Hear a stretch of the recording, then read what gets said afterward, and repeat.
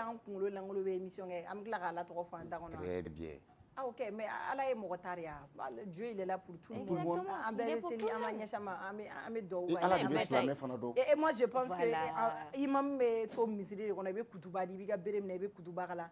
Téléphone yɛrɛ fuyeli parce que an ka émission est-ce que a temps bɛ l'ex bolo ka télé lajɛ bon ne kɔni mɔkɛ de don o de la n bɛ ka kɔrɔkɔrɔ wa ne b'a dɔn a temps t'a bolo ka télé lajɛ sûrement a b'a ye TikTok de kan n'i dun tɛmɛna anw ka émission na dɔrɔn i bɛ to ka sabarini dɔn ye.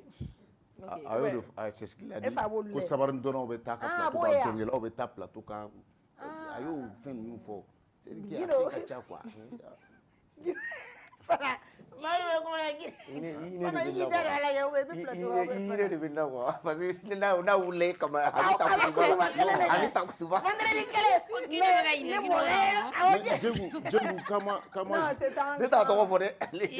Djengu comment je suis venu comment je suis an bɔlen Abidjan ka na yan moi je partais au village tun ka di ne ye kosɛbɛ mais an ka mɔgɔw bɛɛ tun ye bolisɔnnaw ye mais misiri tun bɛ an ka village la i bɛ taa sɔrɔ misiri kɔnɔ mɔgɔ min bɛ seli a tɛ tɛmɛ mɔgɔ kelen ka mɔgɔ fila kan u kɛra ne ɲɛna u tɛ mɔgɔ ka kuma ye dɛ mais bi n'i taara i bɛ taa sɔrɔ misiri bɛ fa mɔgɔw la mais fɛn dɔw tabiya dɔw de tun bɛ yen fɔlɔ boli de tun bɛ sɔn fɔlɔ tabiya dɔw de tun bɛ yen fɔlɔ yanni silamɛya tun ka na mais est ce que n'olu tun ye silamɛya rejeté silamɛ tun bɛ caya dugu ninnu na ni an ka dugu la tu peux vérifier. C'est-à-dire que silamɛ mɔgɔ est ce que ni minnu tun bɛ misiri kɔnɔ n'o tun bɛ misiriw wele si n'olu tun ye